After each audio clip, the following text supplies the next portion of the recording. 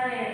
Tapi sebelum mulai memberikan layanan pada pagi hari ini, Ibu minta salah satu dari kami untuk mengikuti kita dalam doa.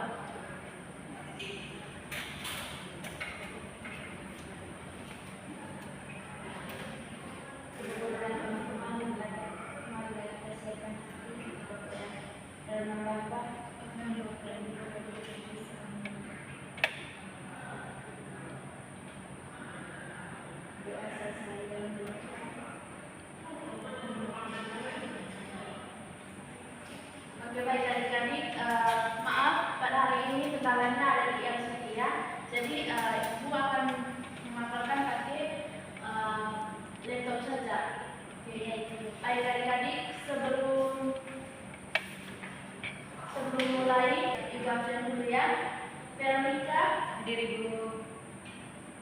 Amelia, ada Ibu yang di sana. Hadir Ibu. Lydia Jeraus, Hadir Ibu. Francisca Gawan, Hadir Ibu. Ignacia, Hadir Ibu. Filomena, Hadir Ibu. Rosalia Sianane. Hadir Ibu. Oke, baik. Hari ini hadir semua ya? Iya Ibu. Oke. Baik. Pada pagi hari ini Ibu akan memberikan layanan berkaitan dengan observasi karir. Jadi observasi itu yang dimana salah satu teknik pengumpulan data yang dilakukan oleh seseorang terhadap individu tanpa yang dicoba sedang diamati. Jadi tentu adik-adik sudah tahu mungkin ada gambaran terkait mengenai bagaimana itu observasi. Jadi adik-adik observasi itu yang dimana bagaimana kita mengamati sesuatu. Yang kedua itu karir. Jadi karir ini yaitu jabatan maupun pekerjaan dari seseorang. Baik, Ibu akan menunjukkan tadi kedua pengertiannya yaitu dimana observasi karir yaitu proses pengamatan, pencatatan dan penafsiran data tentang jenis karir tertentu. Jadi adik-adik observasi karir ini yaitu yang dimana adik-adik harus mencari tahu informasi terkait dengan berbagai jenis karir. Yang berikut yaitu tujuan observasi karir. Jadi tujuan dari observasi karir ini yaitu di mana untuk memberikan gambaran langsung dan mengembangkan keterampilan mengenai pekerjaan yang akan dijalani. Observasi karir ini memungkinkan individu melihat secara langsung bagaimana pekerjaan dilakukan dalam lingkungan nyata. Jadi tujuan observasi ini adik-adik yang di mana ketika adik-adik melakukan observasi itu adik-adik akan melihat atau mengamati bagaimana pekerjaan di dunia nyata. Ada kata-kata mengatakan ekspektasi tidak sesuai dengan realita. Jadi adik-adik ketika nanti ketika adik-adik turun di suatu tempat untuk mengamati sesuatu, jadi apa yang adik impikan maupun apa yang adik-adik ada dalam pikiran adik-adik itu tidak sesuai dengan apa yang terjadi di lapangan kerja. Oke, baik adik-adik, dari pengertian tujuan ada juga manfaat dari observasi karir yang dimana observasi karir ini manfaatnya itu mendapatkan data dan informasi yang dapat digunakan untuk mengenali bakat dan minat maupun kemampuan yang ada dalam diri adik-adik. Jadi observasi karir ini sangat penting adik-adik, yang dimana adik-adik bisa mengenali bakat dan minat adik-adik maupun potensi yang ada dalam diri adik-adik. Yang itu juga adik-adik bisa mengetahui jurusan apa yang cocok untuk adik-adik. Untuk mengetahui jurusan apa, adik-adik harus bisa mengenali bakat maupun minat dari adik-adik tersebut. Yang itu juga adik-adik harus bisa mengetahui dunia kerja dan mengembangkan sikap. Jadi untuk dalam dunia pekerjaan nanti adik-adik harus adanya etika. Jadi adik-adik harus bisa belajar bagaimana etika dalam dunia kerja. Yang berikutnya itu meningkatkan keterampilan berpikir. Jadi keterampilan juga sangat penting adik-adik. Ketika adik-adik nanti suatu saat akan bekerja di suatu tempat maupun observasi berkaitan dengan karir. Jadi keterampilan berpikir ini yang mana adik-adik harus bisa berpikir lebih luas lagi karena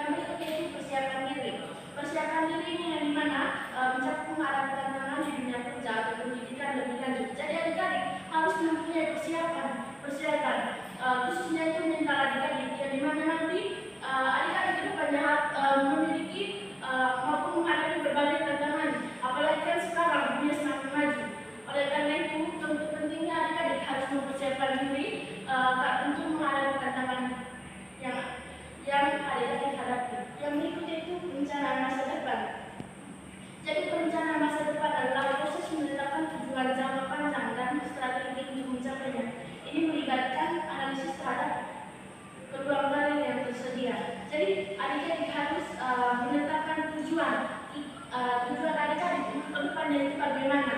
Yang berikutnya itu pengambilan keputusan. Oke, baik. Dari pemahaman diri, harus pengenalan dunia kerja, persiapan diri, dan rencana itu. Yang terakhir itu adik-adik harus bisa mengambil keputusan. Jadi yang terakhir ini sangat penting, di mana adik-adik harus menentukan tujuan karir adik-adik. Yang terpenting dalam pengambilan keputusan ini, adik-adik harus bisa menguasai diri, adik-adik harus bisa mengenal bagaimana karakteristik, minat, dan bakat maupun potensi yang ada dalam diri adik-adik. Oke, baik. Yang berikutnya itu ada tantangan dalam observasi karir. Yang pertama yaitu stigma negatif. Ada stigma negatif yang mana merujuk pada bagaimana pandangan orang-orang sekitar berkaitan dengan apa yang kita pilih, berkaitan dengan karir. Ada pandangan negatif untuk adik-adik nanti. Itu juga salah satu tantangan adik-adik yang dimana menurut masyarakat itu ada yang pilihan karirnya itu menurut mereka itu jurusan apa begitu, tidak tentu. Katanya itu adik-adik ketika nanti jadi guru BK toh. Jadi tantangan guru BK itu sangat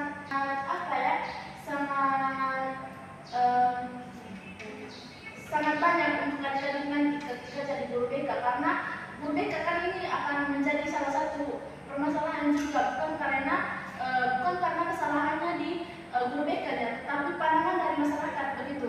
Jadi menurut masyarakat guru BK ini bukan jadi guru-guru yang untuk memberikan layanan yang baik begitu. Karena mereka menganggap bahwa guru BK hanya untuk menyelesaikan masalah saja. Tetapi mereka belum mengetahui bagaimana guru BK yang sebenarnya. Yang berikutnya itu ada konflik keluarga. Konflik keluarga ini terjadi ketika terdapat perbedaan antara aspirasi karir individu dan harapan atau nilai-nilai yang dialami oleh keluarga. Jadi tentu ketika adik-adik habis tamat SMA nanti tentu ada perbedaan pendapat dari adik-adik sendiri dan keluarga adik-adik. Oleh karena itu adik-adik harus bisa berkomunikasi dengan baik dan memberikan pencerahan kepada keluarga juga bahwa bilang bapak mama atau kakak adik begitu bilang kalau apa yang saya pilih itu sesuai dengan bakat dan yang ada dalam diri saya. Yang berikutnya itu terbatasnya pilihan karir.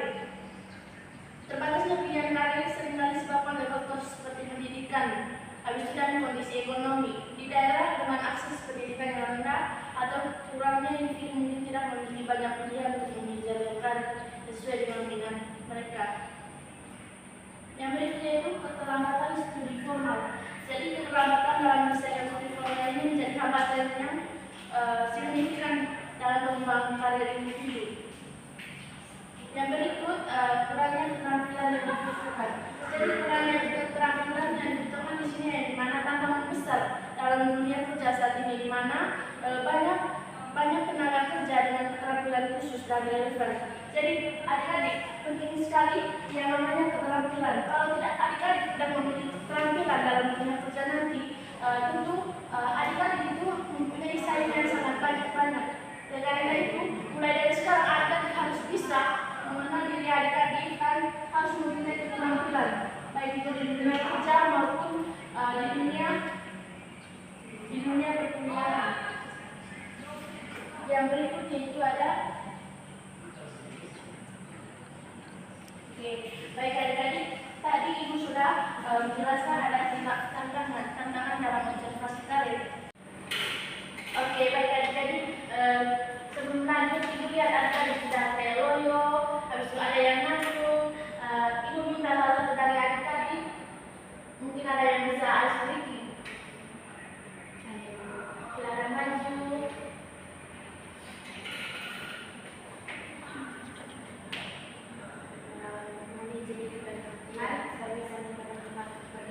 Yang kedua,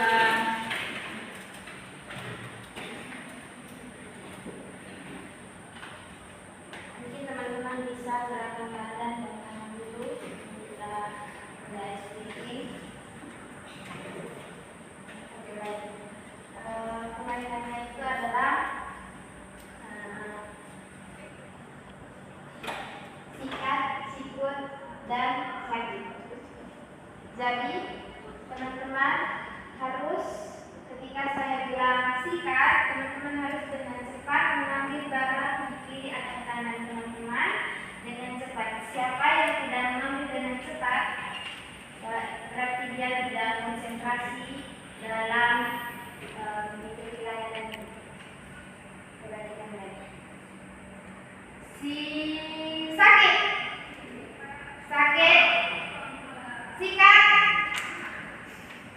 sakit, sikut, sikut, sakit, sikat, sakit, sakit, sakit, sakit, sikut, sakit, sakit, sikut, sakit, sakit, sakit, sikut, sakit, sikut, sakit, sikat.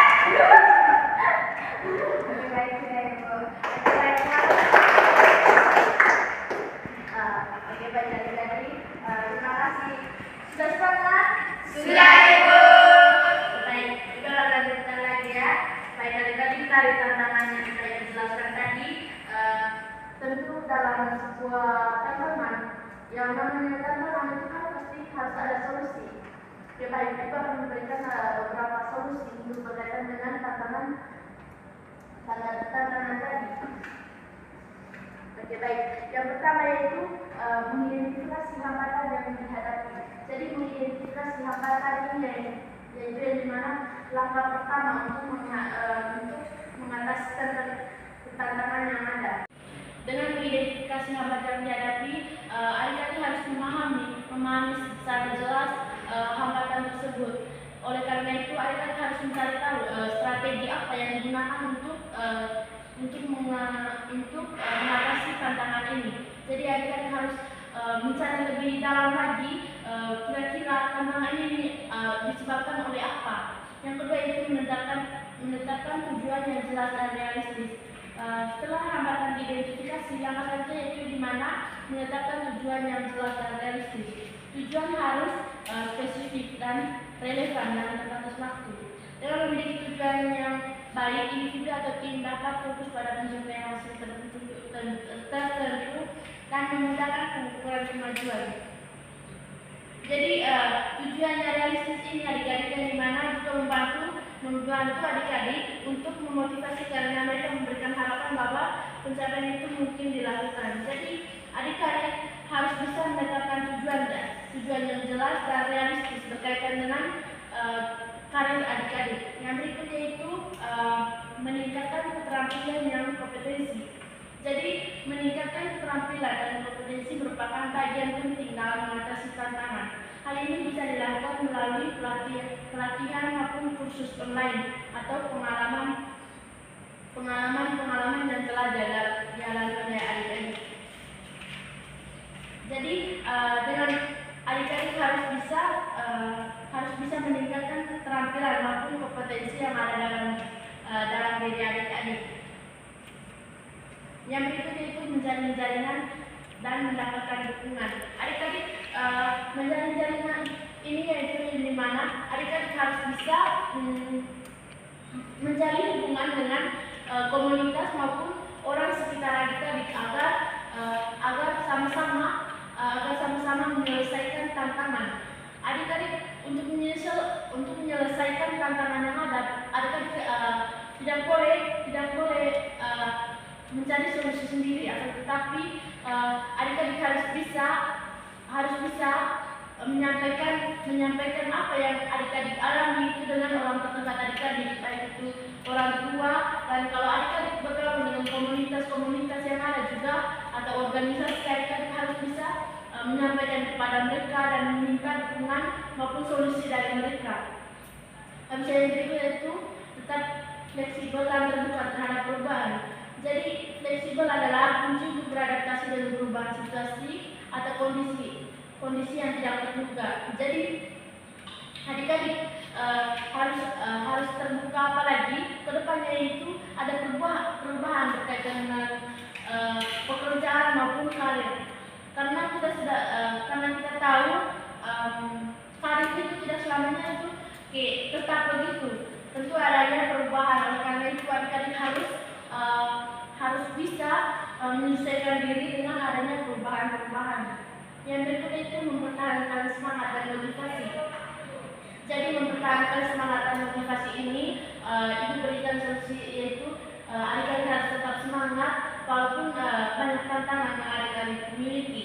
Oleh karena itu harus tetap semangat dan tetap memberi motivasi pada diri sendiri bahwa adik bisa menghadapi tantangan yang ada. Oke, baik, jadi itu saja materi layanan yang Ibu berikan pada pagi hari ini. Oleh karena itu, Ibu bertanya kepada adik-adik dulu karena Ibu tadi sudah memberikan materi kepada adik-adik. Oke, baik, jadi tadi sudah memberikan beberapa materi dari pengertian sampai solusi. Jadi Ibu akan bertanya kepada adik-adik yang adik-adik tahu apa itu observasi kalian. Oke, silakan adik-adik. Baik, menurut saya itu observasi karir itu merupakan suatu pengamatan dari individu untuk tentang sebuah karir atau jenis pekerjaan. Oke, bagus sekali jawabannya. Mungkin ada teman-teman lagi yang mau menjawab. Oke, silakan kalian. Jadi menurut saya itu observasi karir itu adalah proses yang melibatkan pengamatan langsung terhadap perilaku, interaksi dan juga keterampilan individu dalam konteks pekerjaan yang mereka ingini. Oke, baik, bagus sekali. Kita tepuk tangan untuk kedua tadi Ibu ada menjelaskan berbagai tujuan. Jadi siapa yang masih ingat tujuan dari observasi karir tadi? Saya Bu. Jadi berdasarkan penjelasan yang Ibu sudah jelaskan pada pagi hari ini, jadi ada beberapa tujuan dari observasi karir. Jadi observasi karir ini bertujuan untuk memberikan gambaran langsung dari pengembangan dan juga keterampilan mengenai bidang pekerjaan tertentu. Selain itu juga ada beberapa tujuan dari observasi karir, yaitu untuk seorang individu agar bisa mengenal diri sendiri, baik itu minat maupun bakat dalam diri. Oke, bagus sekali jawabannya. Mungkin ada teman-teman lagi yang mau menjawab? Sudah Bu. Oke, baik. Yang terakhir mau tanya, adik-adik sudah ada gambaran berkaitan dengan setelah lulus SMA nanti adik-adik mau jurusan apa? Sudah, Bu. Oke, baik, ini mau tanya, kalau Kapolda, jurusan yang Kapolda ini kan setelah lulus nanti apa? Jadi begini Bu, kan misalnya saya setelah lulus SMA ini, saya melanjut kuliah di mana saya mengambil sebagai seorang guru. Jadi jurusan yang saya mau ambil itu jurusan bimbingan dan konseling. Namun ketika saya mengamati waktu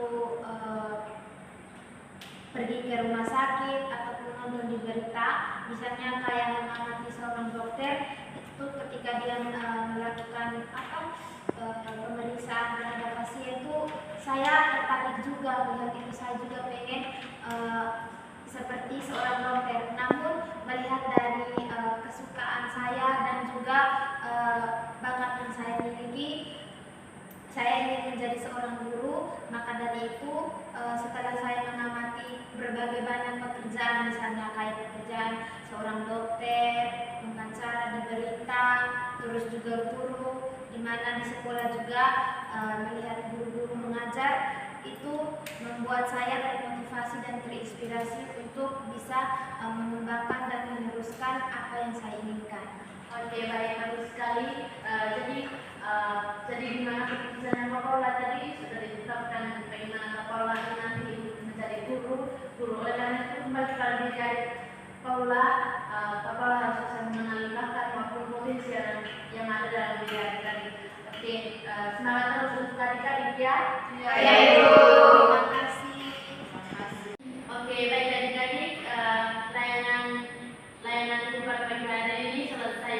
Oke, jadi Ibu menyebutkan pada pagi hari ini di mana observasi kali itu di mana proses pengamatan untuk mengembangkan keterampilan bekerja. Manfaatnya itu di mana adik-adik harus mengenali bakat maupun minat adik-adik dalam memilih karir yang sesuai. Yang itu juga langkah-langkah yaitu di mana adik-adik harus memahami diri adik-adik, yang berikut mengenali dunia kerja. Adik-adik juga harus mempersiapkan diri karena tentu kedepannya banyak sekali tantangan yang Oke, baik. Layanan ibu sudah selesai. Oleh karena itu kita akhiri dengan doa. Ibu minta salah satu dari adik-adik untuk kita dalam doa. Baik. Oke, silakan.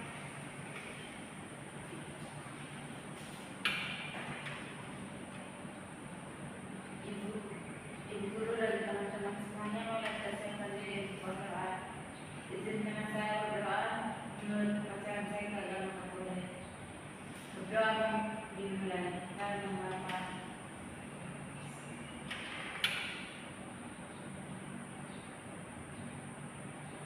Berdoa selesai. Oke, terima kasih kawan. Sama-sama ibu.